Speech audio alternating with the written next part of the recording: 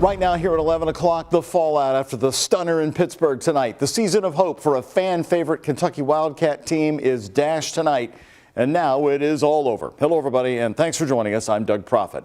Oakland from Michigan hits a record-tying three-point shooting performance. WHAS11's sports director Kent Spencer and senior photojournalist Alyssa Newton are joining us live from Pittsburgh, where Kent covered the game. And Kent, how did Oakland pull this off against Kentucky? You know what, Doug, to be quite honest, they seemed confused out on the court, and it seemed confused early on in this one, and it seemed like this Kentucky team so many times throughout the course of the regular season have been able to rise to the moment, but in NCAA tournament play, even last week in the SEC tournament, they were unprepared, and they weren't able to rise to that moment. You could see that this team was shook.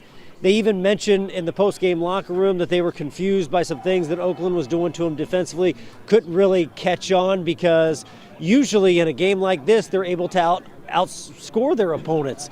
But Reed Sheppard had an off night offensively. Rob Dillingham wasn't able to get going like he normally does. Antonio Reeves was really good. Trey Mitchell was really good. The two veteran presence. But the kids that have never played in the NCAA tournament, they were clearly bothered. John Calipari has said this team is built for March. Kentucky 0-2 in tournament play. Coach Cal talked about it after the game. We made some critical mistakes at critical times again today. I mean, we had our chances. As good as they played and as many shots as they made, we still had our chances. None of this is on any of the coaches. I don't care what anybody says. We have the best coach in the world, and we got the best coaching staff in the world. This program gets judged by what happens in this time of year. Is that fair? I say nah, but like at the same time, we got to take responsibility because it's not fair to the fans to cheer for us the whole year and we just go out there and not take what we want, what we need. You've been a fan of this program your entire life. What has this year been like to wear that jersey?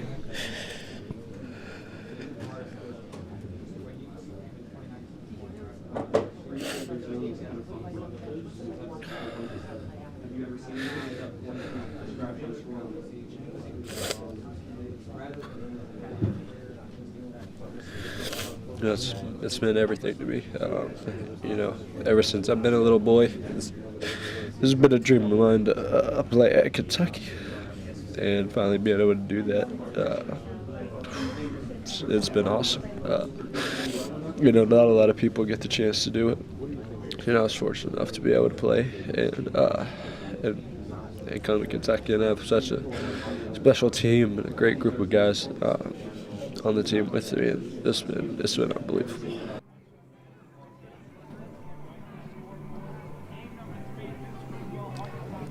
Once again, Kentucky fails to make the second weekend since 2019. 2 years ago, the Cats were shocked at St. Peter's. This loss is less shocking, but many are wondering what the future of this program holds. I will say this, in his post-game news conference, John Calipari sounded like a coach building for the future.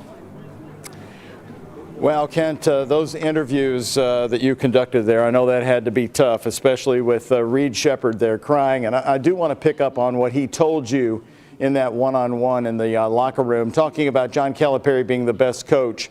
As you know, the fans see it otherwise tonight. They are pretty much roasting him. They've even been calling our rant line here at WHAS.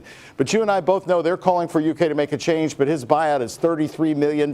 So where do you see the Kentucky team reassessing and the program as we go over the next few days? Well, John Calipari says he's going to meet with the team together in his room and start having the conversations about each individual future of each player in the next coming days. Every player that we asked for obviously said the raw emotions of this loss, it's just too soon to think about the future, but they all understand, especially in this day and age, that those things are going to come sooner rather than later, and they're going to have to deal with it. However, they just did not want to deal with that tonight. But the future of this program, very much in doubt. Who knows what's going to happen at the very top? But we're going to see what's going to happen in the future when it comes to these players. But John Calipari, in his post-game news conference, very much building towards the future and already looking ahead. All right, Kent, thank you. Once again, heartbreaking interviews with the players you just saw there. That's why we say it's coverage you would not see from the network. And we'll have more from Kent and Mason Horodisky coming up here in our sports report. Thank you, Kent. Moving on to more news here on the night team. All new at 11, a former JCPS principal is now suing the district after he was fired a year ago. Leroy Little was arrested on his first day of school at Olmsted Academy North in connection with an assault that allegedly happened in Bullitt County back in December of 2022. Little denies his involvement, and now he's suing his accuser and the district. WHAS 11 night team's Connor Steffen sat down with Little and his attorney to find out why. Sitting next to his attorney, former Olmsted Academy North principal Leroy Littles sat in on the interview, but couldn't speak with WHAS 11 News given the pending criminal charges he faces of assault and terroristic threatening. If a proper investigation was had, we might not be at this point right now. His attorney, Brandon Rudolph, did all the talking. Upon the information and belief that we have, the allegations aren't true. Mr. Littles was not there. The date in question is Christmas night of 2022, when an alleged assault took place in Bullitt County. According to police, someone in a pickup truck pulled up and attacked a man and his girlfriend. Based on inflammatory language the man used and the facts of the case, Rudolph says the man wrongly accused Littles. He was looking for an African-American male to put this on. And police wrongfully arrested Littles. This guy referred to the guy who beat him up as a looked at his paramour who was there, called her a lover, tell me who it is, and then it came down to he went on a search to see if he could find somebody, and then he came upon Leroy Littles and he ran with it. The complaint alleges JCPS told the county sheriff's office to wait and arrest Littles after he transferred into his new principal role at Olmsted Academy North. When WHAS 11 News reached out to JCPS, a spokesperson said, quote, "We do not comment on pending litigation." My client's name was put all over social media, put all over the news medias. That's why we're here, to clear his name. Under current JCPS policy, an employee facing disciplinary action can be placed on non-instructional duties pending a decision to reassign them or not. Little's attorney argues 3 white JCPS employees facing similar or more severe charges were not subject to the same treatment by JCPS as Little's. He had the stability just ripped from underneath him over allegations that aren't true. He's just trying to provide for his family. He's trying to provide for his family, for his kids, for his wife. Rudolph says JCPS has yet to answer the lawsuit. In Louisville, Connor Steffen, the WHAS 11 night team, on your side. And now, more of our top stories, all new from Bardstown and the Crystal Rogers case today. Both the prosecution and the defense attorneys all agree the future trial needs to be moved out of Nelson County, held elsewhere. The 3 men charged in her disappearance appeared in front of a judge. Shane McAllister was there covering it all in Bardstown. Despite several motions being on the docket to be discussed today, no decisions were made, and that slowdown of the process is certainly difficult on the families. Another court date in the Crystal Rogers case brings the opportunity for another bombshell. But this time, court was quick and attorneys were quiet. Everyone agrees the trial needs to be moved out of Nelson County, including the special prosecutor Shane Young. I've talked to defense counsel. We're all three, well, not all three, but all 3 parties are going to get together and talk and then make a proposal to Your Honor if we can come to an agreement. And if not, then we'll just let Your Honor tell us where to be in February of 25. Davis County and Boyd County are both on the table.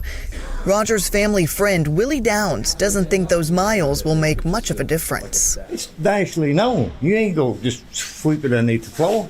The other 3 motions up for discussion today were pushed to another court date, now 3 months away. Attorney Ted Lavitt says he's eager to ask the judge to dismiss the charges against his client, Steve Lawson. He claims Lawson talked to police under a shield of immunity. At all times he was promised immunity, in my presence and outside of my presence, before I got involved and after I got involved. He said, "This is the truth. This is all I know. I can't say what you're wanting me to say. I'm telling you what I know." And he did. He also described an inappropriate scene in the interrogation room, accusing investigators of mistreating his client. They hollered at him, they yelled at him, they screamed at him, they spit in his face. I watched it on video. He asked me to come in there and stop it. We returned several other times for meetings with the Commonwealth. They badgered him, but he cooperated. Ultimately, it will be up to the judge to decide what really happened and where this case will go from here. And there are 2 court dates coming up in this case. The next one is in May. It'll be very quick. They will just be announcing where this trial will be held. Then, 1 month after that, an entire day has been set aside here in June where they plan to discuss a number of motions, and it could be the first time we're actually seeing evidence in the case. In Bardstown, for the WHAS11 night team, I'm Shay McAllister on your side. Well, Special Prosecutor Shane Young has been arguing to combine the trials of all 3 men, but Houck's attorney is against the idea. Today, Louisville attorney Nick Mudd of the Mudd Legal Group joined me live at 5:30, and I asked him about what attorney Brian Butler wrote in a recent court document. He's saying we don't have a crime scene, correct? We don't have a murder weapon, correct? And we don't have a motive. If their whole case falls in the Lawsons, I think the prosecution's got some big trouble. You can watch the full interview with Nick Mudd. Very insightful. It's posted on our WHAS11 YouTube page, and now is also a great time to refresh yourself on our Bardstown podcast. Ahead on all 5 new episodes, we've updated where things stand. Listen starting Tuesday, March 26th, anywhere you listen to your podcasts. New tonight at 11, a man is dead after a shooting in the Park Duval neighborhood. Police say they responded to the shooting on Cypress Street just before 4:30 this afternoon. When officers got there, they found a man who had been shot several times. Police say they attempted life-saving measures, but ultimately the man died at the scene. Anyone can help detectives is urged to call the anonymous tip line at 574-LMPD. Also new right now with the night team. Recovering from a devastating tornado will take more than a week. But an hour northeast of Louisville, right along the Ohio River, 2 towns are making that comeback 1 week later with the help of caring neighbors and volunteers. WHAS11 night team's Taylor Woods and photojournalist Aspen Hester report from both Hanover, Indiana and Milton, Kentucky tonight, talking to the people who call those towns home. It's quiet.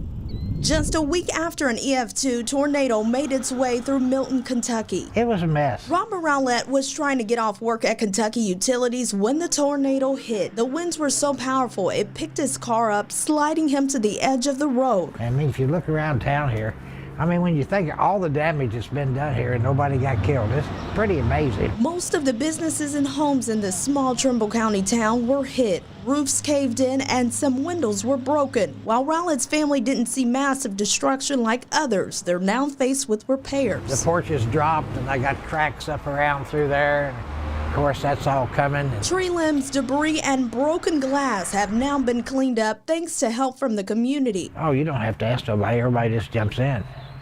I mean, I've seen people out with chainsaws and everything, you know.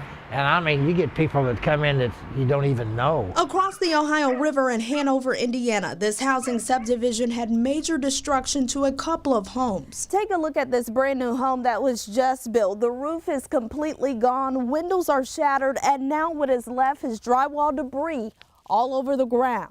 Fancy part on the backside would see this is all. Don Lostetter just came back home this Monday from vacation. We were very fortunate that we had minimal damage to our house, and compared to the 3 houses across the way from us over here that are pretty much totally destroyed. Lostetter is one of the few lucky ones that only has minor damage to his roof and door. He's amazed by how much his neighborhood has cleaned up. I guess it was unreal from the stories we've been told of how many people were in here trying to help and get things picked up and cleaned up. Now every time he steps outside his yard, he has this thought. But we're more grateful that nobody was hurt. But still thinks of how it could have been his home destroyed.